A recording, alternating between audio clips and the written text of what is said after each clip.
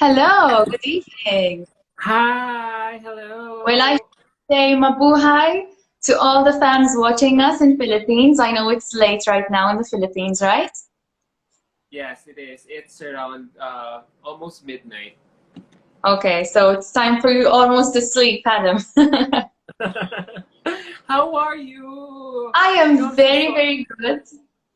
I'm so I sorry for am the late notice. Yeah. okay. Okay, that's okay. I am currently, of course, as you might expect, very busy with the preparations of the final, actually preparations before next Tuesday, which is our preliminary. I am really excited, of course. Everything is ready, but you always have the last minute preparations. Well, that's nice. Wait, there are almost 50 viewers who are watching us right now. Yes, Maybe you could introduce yourself first for the benefit of my of viewers. course. Of Yes. course. So hello everyone, mabuhay to all the Filipino fans. Thank you for joining us. My name is Jade Cini. I am coming from Malta. I am a finalist in Miss Universe Malta 2021. I have quite a history in pageants, and I think we'll speak about that later on with Adam as well. I am a primary school teacher. I graduated from the University of Malta 4 years ago. So that is my main job, and it's something that's very close to my heart. I have a history also in dance and drama and acting on television. So I started when I was a very young girl on TV. Pageants are something that's very close to my heart, and it's something that I really enjoy doing. And I'm really excited towards this final Miss Universe journey. Oh, that's nice. You know what, guys?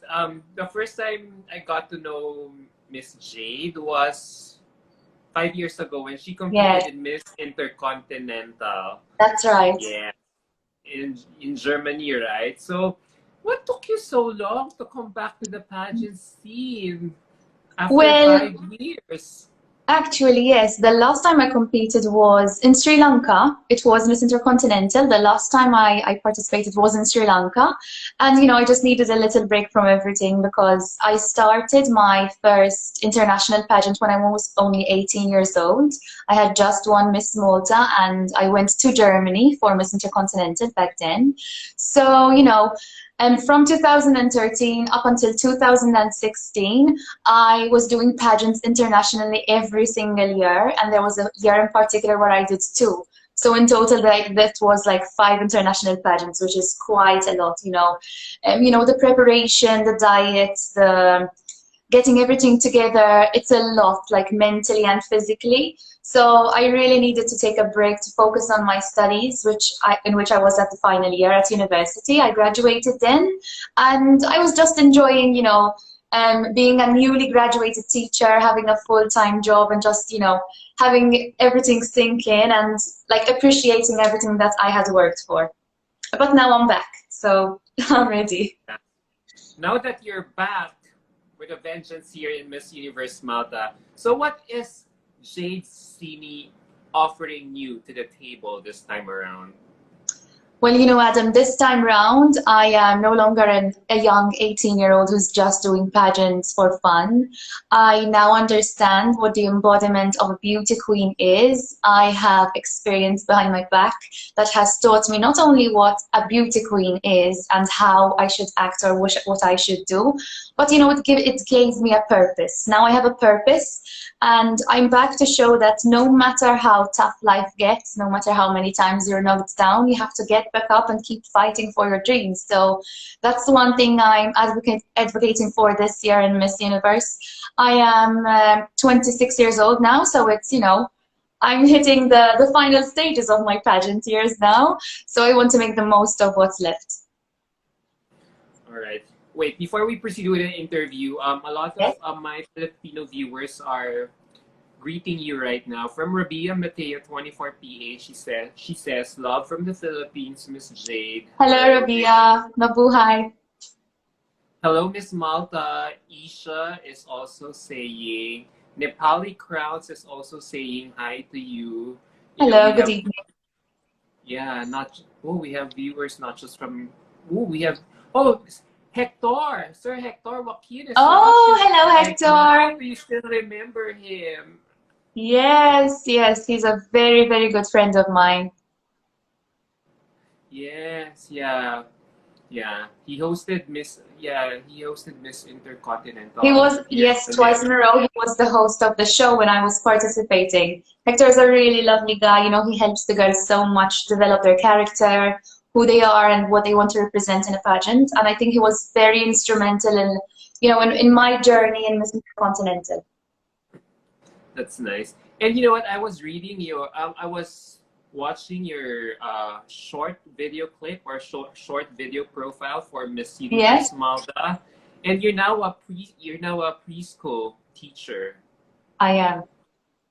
So I wonder, has your job been affected by the pandemic?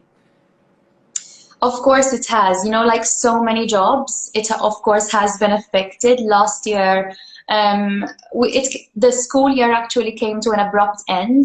We were on school on Thursday, and on Friday we were told not to go in school.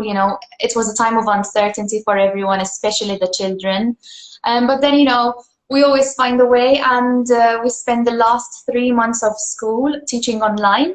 So that was quite a challenge for us because we had never done it before. And it was also challenging because not everybody had the resources to do it. So, as a primary school teacher, my main concern at the time was not only the education I was providing for the students, but my main concern was if I'm reaching them, if I'm giving them all they needed that at that time, because at the time we weren't just focusing on the curriculum like we usually do, but we were focusing more on their mental health, their stability, creating, sort of our circle, our bubble where the children felt confident in talking about their fears, their worries, what was upsetting them at the time. But we also managed to make it fun for them whilst learning online. Well, that's nice. So you've become adaptable to what's Yeah. happening. So apart from being adaptable, how do you think has the pandemic changed the role of teachers at How this has it time? changed? Excuse me, I didn't hear the last How bit. has the pandemic changed the role of the teachers? Well, I think it has opened our eyes that we're not just there, to provide what we think the students need. We need to understand and we need to realize that students always come to school carrying a baggage. And when we really understand that we need to address that, we do, cater for what they need. So we're not just there as teachers, we're there as caregivers, we're there as sometimes nurses, sometimes their mothers and their fathers at times. So for me personally, it was an eye-opening experience because I realized that at times as an adult, I think I'm giving them what they need, but sometimes, just have to listen to your heart and listen to what the children need from you rather than what you think you should give to them. How has the government been supportive of the Well, I plight think, of the teachers yes, at this time of the pandemic? given the circumstances, nobody was prepared for what we were experiencing. But I really do believe that our government has done his utmost, and they've helped so many families in need, which was a very positive thing. With regards to the education sector where I work, they were providing laptops, they were providing Wi-Fi connections for children who did not have it at home, so they could give them a platform and they could give them what they needed to be able to join the school community online. So that was something really nice. Apart from that, in the financial aspect, they were giving sort of a reimbursement, an amount of money every month to all those people who lost their jobs or who couldn't go to work because of the pandemic. So in that way, sort of all the families could at least have a decent life and be able to continue paying their rent and doing what they should do. So I really think that being such a small country, the government has really made us proud, I believe. Oh, that's nice. Here also in the Philippines, it's the same thing. So, uh, you talk about all these new tools that has to be needed for the type of learning at this new normal. So, I would like to ask, how do you think what impact have technologies generated in this changing role? What was the question? Sorry. What impact have technologies generated in this changing role? I think it was life-changing. I mean, without technology, we couldn't have communicated with so many people at such long distance, because it was something that we realized that, most of the times when we think about technology, we speak about it in a sort of negative light. But I think in the COVID times, we all realized the importance of it and how effective it is when we really use it positively. So I think, technology has brought us together, brought us closer, despite not being able to, do things as we usually do. But at least in times like those that we were experiencing, and we were, so far away, we could at least be there for each other virtually. So, having experienced both, which do you think is still more effective? The traditional way of learning the way before the pandemic, or this one where everything is being done virtually? I ask this question because I've been reading a lot of articles where where some institutions have been surveying some students, and they say that they still miss the old setup, and that they're online learning is not an effective tool as compared to what it was used to before. When we didn't have an option, it was the only option we had. So of course, I think it was the best we were doing at the time. But now, in our current situation in Malta, the cases have lowered down. We have up to 92% of people who are vaccinated, which is one of the highest in Europe, I must say, which is like something very positive to me. So now we are able to go back physically in school. Children are still asked to be distanced from each other, but I can be physically in class as a school teacher, and that has made all the difference. Even though we're not able to interact as we used to, children are not, allowed to play like they used to. I think the fact that we are in the same environment, under the same roof, and being able to share experiences with each other and see each other physically, I think that made a big difference. You see a lot of enthusiasm when you walk in the class and the children see you physically. So I think, despite appreciating and valuing a lot virtual teaching, I still prefer the traditional way. As I listen to you, I can't help but have a smile on my face, because your face lights up whenever you talk about you know probably your students Yes, in it's school. So something I that, wonder, are you on leave right now from work yes, we actually because of? start in 3 weeks' time. So currently we have the 3 months of summer off from school, and we actually start at the end of September all the way to June. Oh, just in time Yes, before just in time Miss for the Universe pageant. Malta. And so technically, Exactly. you're not on leave. So technically, you're not on leave from your work. Technically, no, but I'm still working and like sorting out things I need to do and preparing for the upcoming school year. So I'm still working from home. All right. So, and you know what? One thing that also caught me in your video profile is when you reveal that you were a victim of domestic violence last year.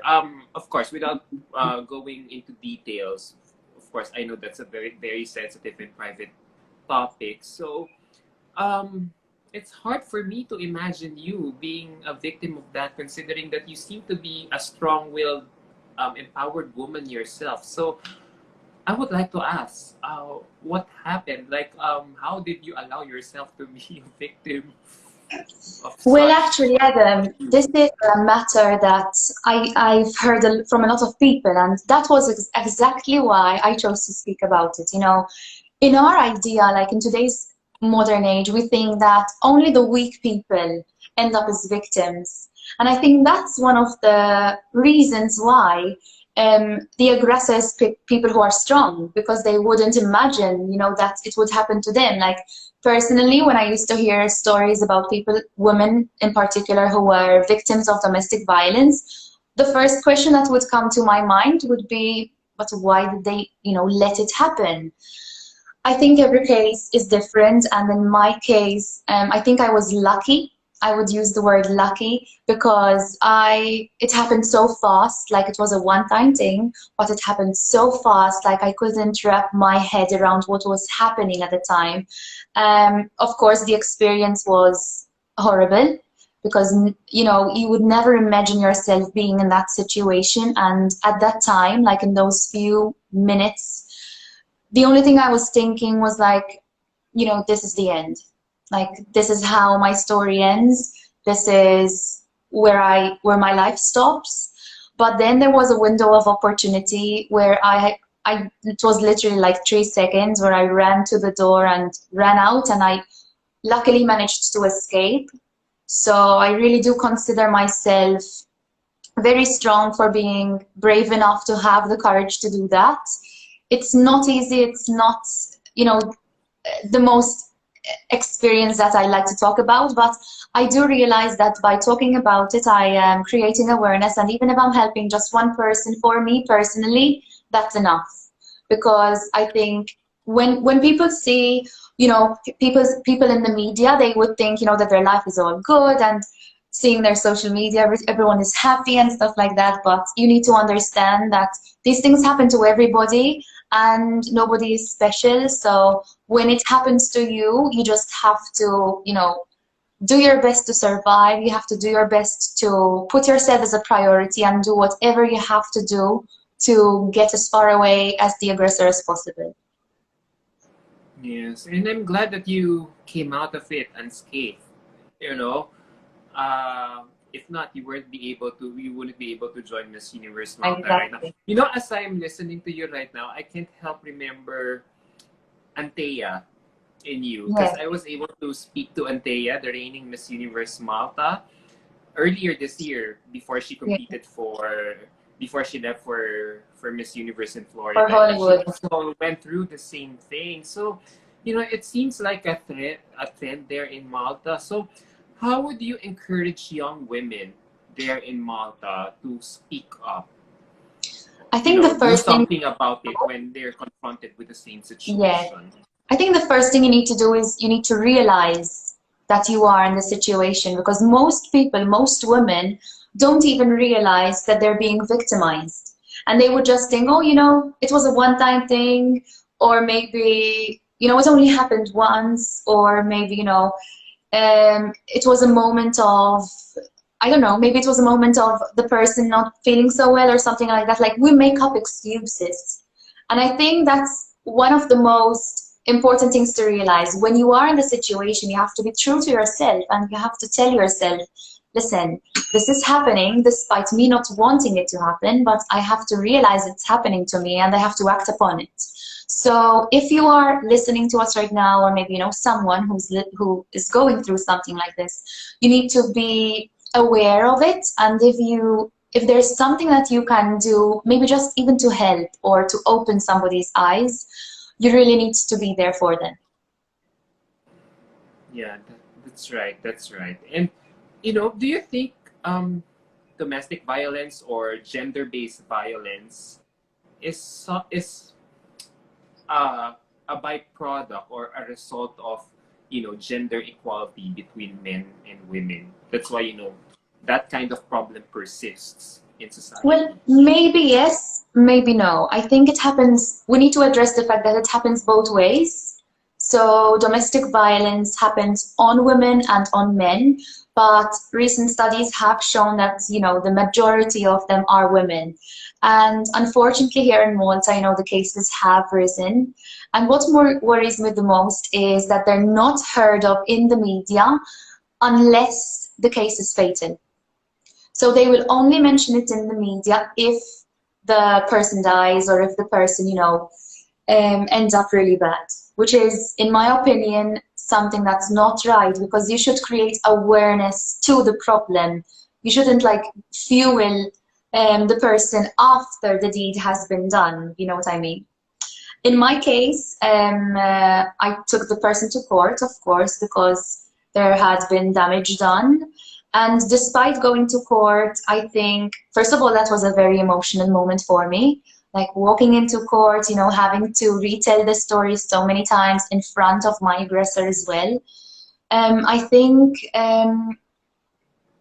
for the person who is in the situation, it's really, really tough. In my case, I decided to drop the charges because I believe well, like some people, when they heard, they were shocked and they were like, but why did you let it go? You know, why did you drop charges? Why did you not persevere? In my humble opinion, you know, I've always been taught that the first thing you have to do to someone is you have to forgive. And I realized that before I was able to forgive the person for what they have done, I would never let it go in my heart. So it was useless, you know, dragging it and going to court and talking about it all the time when I knew that nothing was going to happen, apart from the fact that, you know, the person would pay the damages only, which for me was not enough. So I decided to forgive the person, drop all the charges, and just, you know, move on with my life. But I decided to talk about it in public so that I can help other people go through this emotional thing in a much smoother way. Wow. I would have advised you, if I were the lawyer, would have advised you to go for it. But wow, you dropped the charges. And do you think, you know, now that I'm sorry, It's now okay. when you when you drop the charges, do you think somehow your perpetrator must have learned his lesson? Or do you Well, I think think, it will embolden, or do you think it will embolden him to, you know, do the same thing to other women, considering he was able to get away yeah. with it? No, actually, that was exactly why I took the person to court, because I wanted to make sure that in no way this would happen to anyone else. And I think the person got their lesson because, you know, when someone is being accused of something they know they did, I think the first thing a human being, like their instinct would do, is to say they didn't do it, and they would, you know, protect themselves, of course. But when they were surprised that I dropped the charges, I think it was a humble lesson for my aggressor that, you know, being given the money or being given, I don't know, a reimbursement for the damage that had been done was not enough, because the damage that was done was not just the physical things that were broken, but apart from my heart, it was also my soul and my dignity that was broken. And I don't believe there is a price to put on that. So being able to forgive the person made me the bigger person. And I think that was a lesson to my aggressor. I like what you said. About I like what you said about being the bigger person. It Yes. takes courage to accept and absorb everything, Yes, and you know, sometimes we're all about, you know, being right and getting what we deserve and talking about, you know, getting what we want out of everything. But sometimes you just have to realize that life is not fair, and it has never been. But, you know, you have to understand what really matters to you in life. so how were you able to get out of it? Uh, how were you able to deal with it? How were you able to move on from it? Like, did you have a strong support system to get Well, out first of of it? all, my family and my friends were my biggest support system, and I think talking about it and you know, getting it out of my system was something very important. It was sort of part of my healing process as well. Of course, I did get psychological help and professional help, because I think when you go through a trauma like that, you do not just need to, you know, talk about it with your friends, who are of course going to be biased against you, but you would need professional advice. This is Yes. just like, you know, when you're sick, you don't go to your mother or your father, but you go to the doctor. So when you have a trauma, you have to go to people who, you know, their interest is your mental health, and that's something that's very important and something that I realized, and I'm very grateful that I did. I feel like, you know, joining Miss Universe Malta for you is like a healing process or a therapy for you to convey your message to, for the whole world to see, right? I feel like You it's part of know, the healing process yeah, as well. I think speaking about it now, like I do realize that the whole relationship was wrong, and many of us, you know, get into wrong relationships. And when I look back at it now, I realize that not just the relationship was wrong, but I had lost myself in the process. And I think coming back to Miss Universe and coming back to my roots has allowed me to really realize that, you know, I was born a beauty queen, and unless I do what I love doing, I will never be able to fully satisfy my dreams and my goals. So that is why I came back. At a girl. There's a viewer here who has a comment for you. He says, for Josh says, you're very brave. Always got your back, girl. The Oh, that's crazy my that. best friend. That's Nicole. Oh, That's my best friend. oh, hey, thanks for watching. Oh, yeah. I'm sure you're lucky to have someone like Nicole I to am. be I by am. your side. For sure, she must have stood by your side during your darkest Yeah, hours. she has. She has. We've been friends for more than 9 years now, so she definitely has got my Wow. back. I love hearing stories like that where you where people go a long way back even Yeah. before someone became famous. Yeah. So now that you're here in Miss Universe Malta, why did you choose this platform? Let's face it, you could have joined other pageant systems for your comeback, right? But what is it about Miss Universe Malta that that attracted you to join? Yes, of course. Well, Miss Universe Malta, I decided to join Miss Universe because of one thing, their title is Confidently Beautiful. And I think being a 26-year-old woman has made me realize that, I am right now in a phase in my life where I am in love with who I am. I have accepted all my flaws. I'm not seeking to be perfect. I just want to be myself. I just want to show everyone who I am, and how the past experiences have made me who I am. So I think this is my best time to show that I am confidently beautiful, and Miss Universe, of course, is the embodiment of that. So that is exactly why I chose Miss Universe. I feel like all of you girls joining the Miss Universe pageant system have always been harping about your flaws, how, you're no longer afraid to showcase who you are, your Right. real you. So, do you think, the landscape of beauty in the pageant system is really changing for the better? Or do you think this is just, a trend of just because everyone is so sensitive to become politically correct I nowadays? really don't. I really hope that, people who are doing it and people who are showing, especially on social media, how what life is all about, we are just like normal people just doing a pageant. And, I've always been like that. So to me, it's not new, but I really do appreciate when I see, people who are doing Miss Universe abroad and who do really well in the pageant be so real on their social medias. They speak about topics that before they were never spoken of.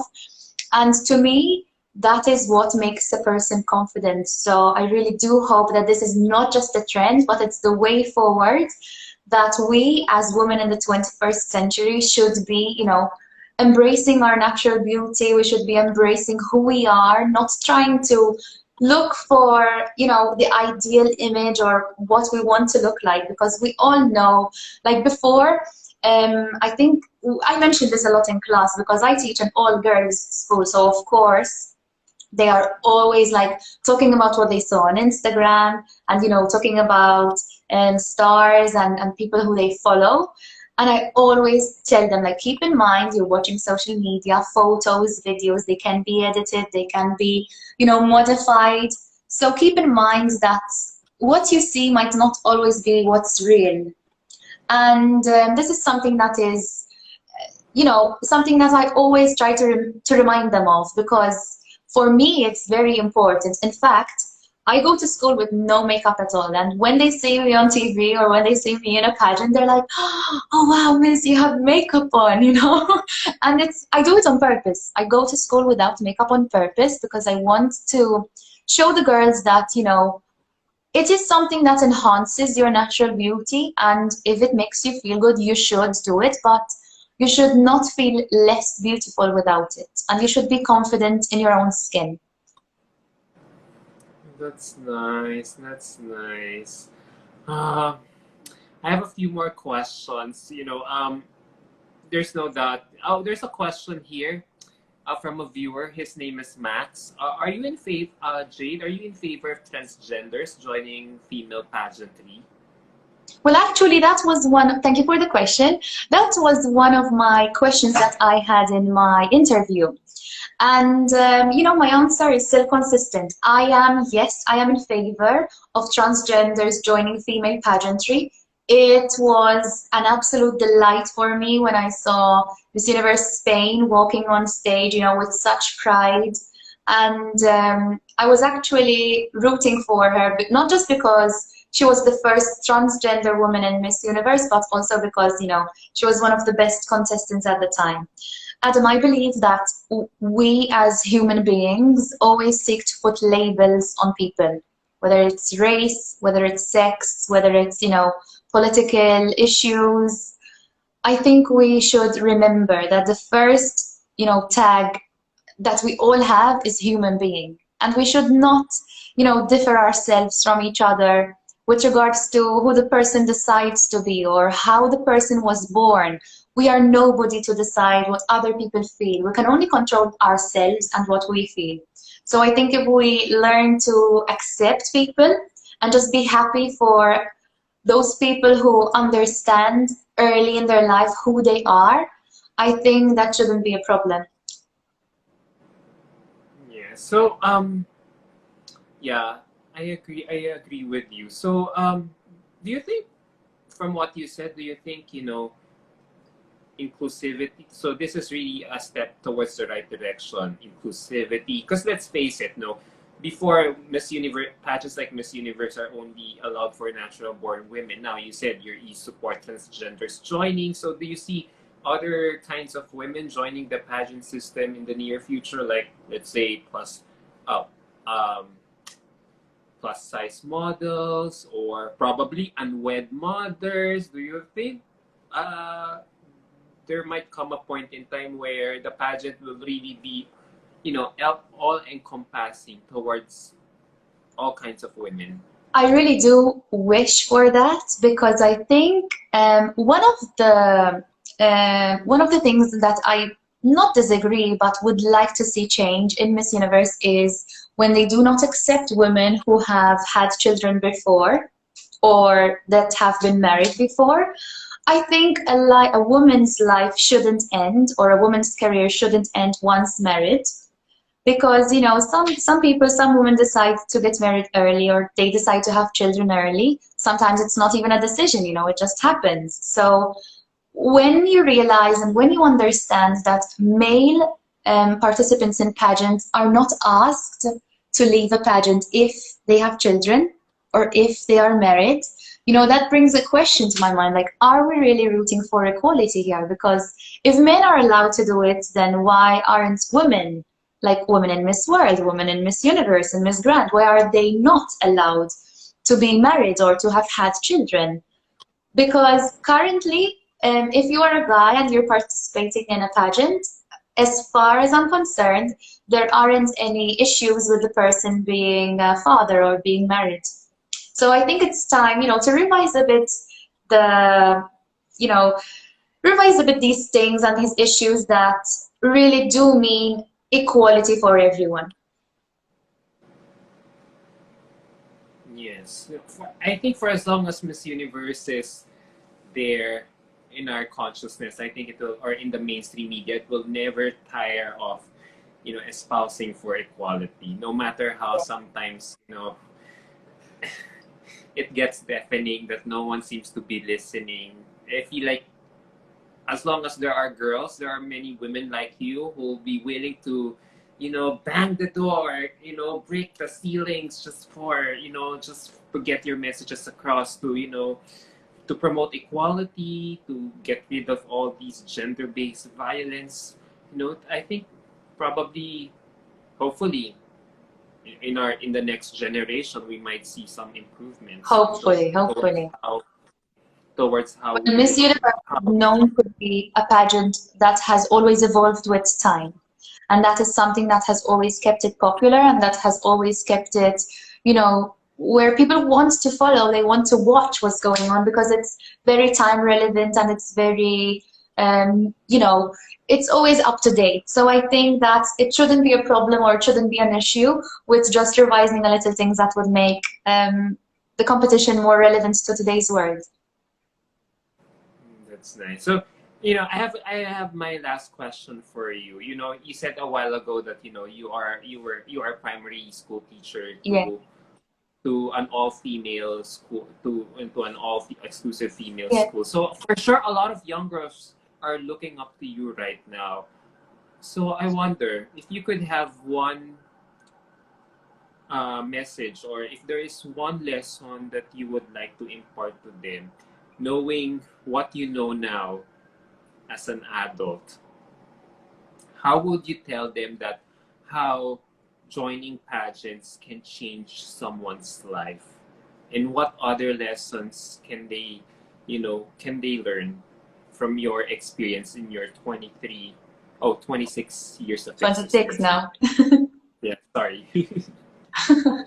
Well, I started doing pageants when I was 3 years old, so I was literally a child when I started. And, for me, it's something that has grown up with me. And as I grew up, from a baby, from a toddler to a little girl, to a teenager, to a woman today, in every aspect of my life, it's been able to teach me something different, and it's been able to, give me qualities that I did not only use in pageantry, but I also used in my daily life. And to all those girls who are aspiring, or maybe, they are thinking about doing pageants or just watching, wishing one day they would be on stage, I would say don't listen to your fears. Don't listen to that little voice inside you that says, oh, maybe you can't do it. Maybe you're not tall enough. Maybe you're not slim enough. Maybe you're not pretty enough. Because my mother always told me, in life, especially in competitions, there's always going to be someone better than you, taller than you, prettier than you, smarter than you. But if you believe in yourself, then the world will be aligned with your thoughts, and you will be able to be radiant and to show how confident you are in yourself. And that is something that has stuck with me.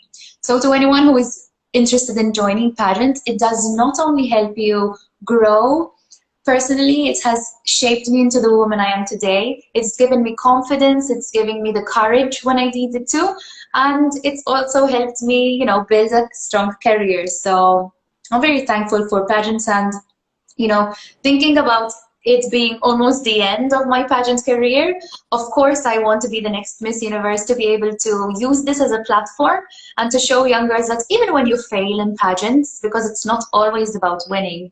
And I've learned more when I did not win a pageant than when I actually did, because winning and losing are both equally important. When you win, it's like you get back rewards of all the hard work and all the sacrifice you've made.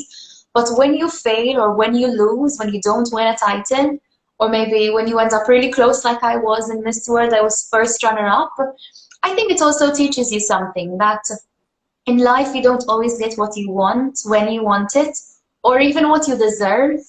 But in time you will look back and you will see that maybe that wasn't the right time for you, or maybe that wasn't the right thing for you, because in the future there would have been something better.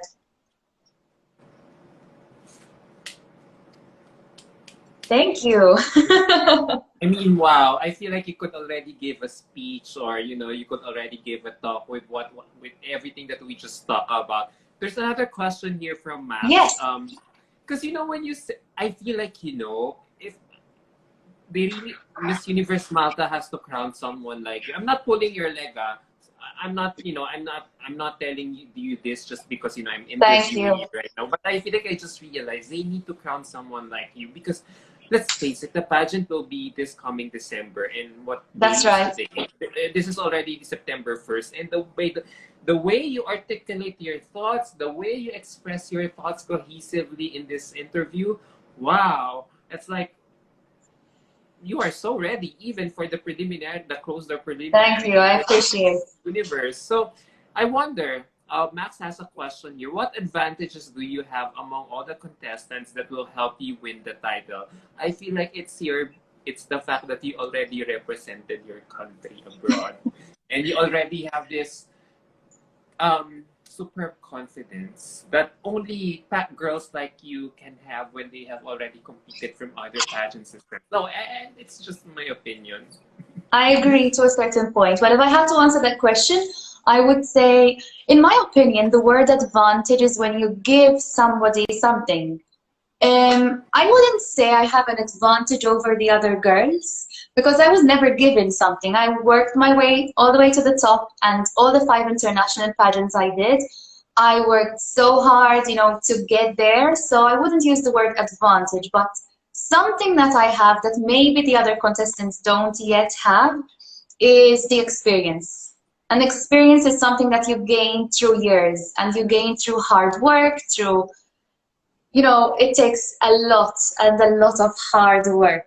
And I think that's the only thing that maybe, sets me apart from the rest of the contestants. It's that I do realize right now that, being Miss Universe is not just a title, it's not just a responsibility and also an honor, but it's also a job, and it takes up a lot of work. So that's why I told you that I took some time off to really find myself and come back stronger than ever as a 26-year-old, as a grown woman, ready to take over the universe.